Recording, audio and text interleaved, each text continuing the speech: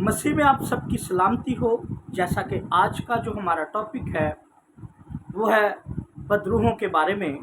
तो आइए हम लूका 11 बाब और उसकी 24 से 26 आज तक का मतालिया करते हैं।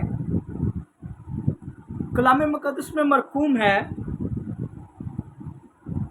जब नापाक रूह आदमी में से निकलती है तो सूखे मकामों में आराम ढूंढती फिरती है, और जब नहीं पाती तो कहती है कि मैं अपने उसी घर में लौट जाऊंगी जिससे निकली हूँ, और आकर उससे जड़ा हुआ और आरास्ता पाती है। फिर जाकर और 7 रूहें अपने से बुरी हमरा ले आती है और वो उसमें दाखिल होकर वहाँ बसती हैं, और उस आदमी का पिछला हाल पहले से भी ख़राब हो जाता है। नाज़रीन, जैसा कि कलाम मुक़द्दस में से हमने पढ़ा, अक्सर आपने कन्वेंशंस में, बड़े बड़े क्रूसेड में, और वैसे भी कभी आप अबादात पर जाएं तो अक्सर लोगों को आपने देखा होगा, बदरू गिरफ्तार जो लोग होते हैं, पास्टर साहबान उनके ऊपर दुआ करते हैं और बदरूहें जो हैं वो चली जाती हैं। लेकिन अगर आप फिर किसी नेक्स्ट कन्वेंशन पे या क्रूसेड में या किसी इबादत में जाएं तो वही बदरू गिरफ्तार लोग अभी आज़ाद नहीं हुए होते, उन्हीं में दोबारा बदरूहें आपको नज़र आती हैं। इसकी एक बहुत बड़ी वजह है, और वजह यह है कि पास्टर साहबान, मैं माजरत के साथ यहाँ पे बात करना चाहूँगा कि वो आप पे दुआ करते हैं और कहते हैं जी बदरू चली गई, लेकिन कुछ अरसा या कुछ दिनों या महीनों के बाद आप देखें तो वो बंदा अभी तक आज़ाद नहीं हुआ होता, क्योंकि वो जो काम किया जा रहा होता है बदरूहों के ख़िलाफ़, वो पादरी साहबान ये तो आपको बहुत सारे कहने के लिए तैयार हैं कि आप 3 बुध या 3 संडे की मीटिंग्स में आएँ या 3 मंगल मीटिंग्स में आएँ तो फिर आपको शिफा मिलेगी, ये होगा वो होगा। लेकिन मैं आपकी इस एक मेन टॉपिक की तरफ आपको मतवज्जा करना चाहता हूँ, जो कि कलाम मुक़द्दस के बीच में मरकूम है।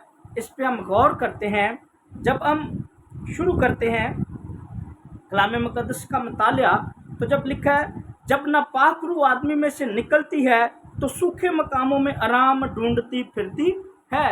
यानी कि जब निकलती है नापाक रूह आदमी में से तो वीरान जगह पे सूखे मकामों में जाती है, आराम ढूंढने की कोशिश करती है, लेकिन उसे आराम नहीं मिलता, और जब नहीं पाती तो कहती है कि मैं अपने उसी घर में लौट जाऊंगी। फिर वो इरादा करती है कि मैं वापस जहाँ से निकली हूँ, जहाँ से मुझे निकाला गया है, मैं वहाँ पर लौट जाऊंगी जिससे निकली हूँ, और आकर उसे जड़ा हुआ और आरास्ता पाती है।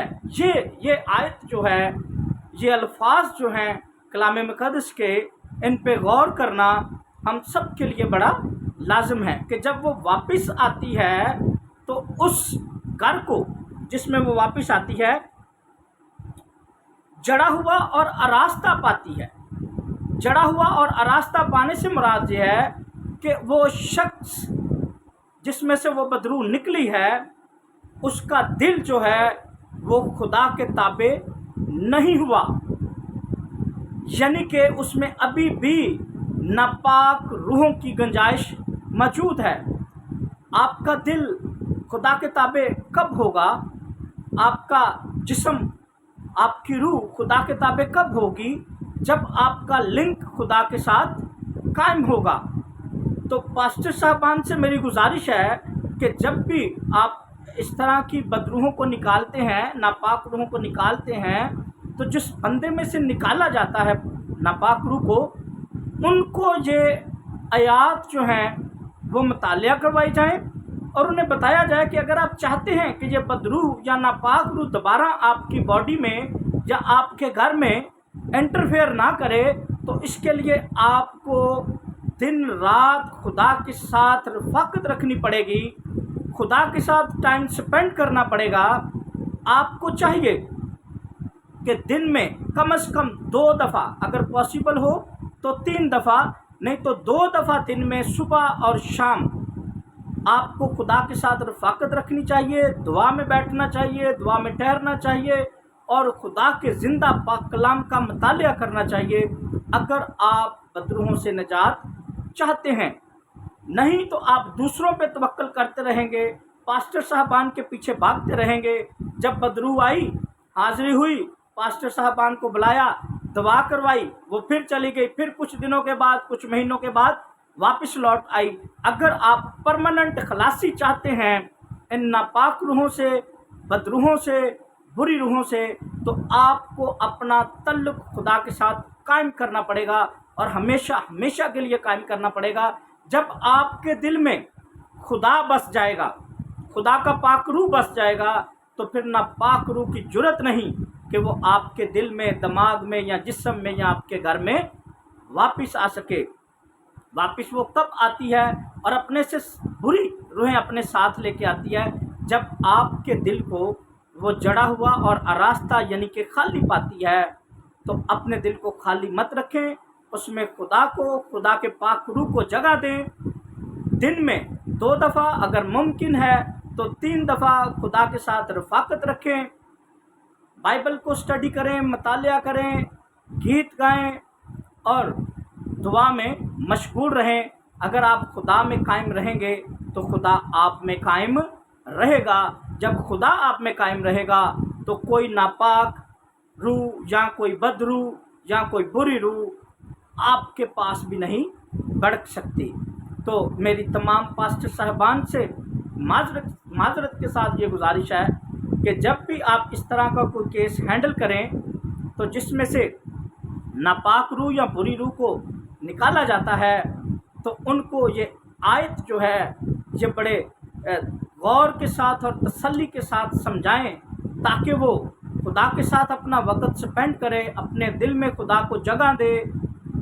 खुदा आपके साथ रहेगा तो कोई बदरूह, बुरी रूह या इस तरह की कोई भी जो चीज़ है वो आपके पास नहीं आ सकती। इस वीडियो को जितना हो सकता है ज़्यादा से ज़्यादा शेयर करें। और मैं एक बार से फिर माजरत के साथ ये बात कर रहा हूँ कि कोई पास्टर साहब जो हैं वो इस बात का बुरा नहीं माने, बल्कि इस पे गौर करें और इस बात को ज़्यादा से ज़्यादा लोगों तक पहुँचाएं कि जब भी आपको नापाक रूह से, बुरी रूह से, बदरूह से आज़ादी मिले तो आप अपनी रफ़ाकत खुदा के साथ मज़ीद बढ़ाएं ताकि आपके दिल में खुदा का पाक रूह आए, खुदा आप खुद मौजूद हो। फिर कोई बदरूह या नापाक रूह आपके घर में, आपके दिल में, आपकी बॉडी में कहाँ पे भी इंटरफेयर नहीं कर सकती। खुदावंद आप सबको बरकत दे। आमीन।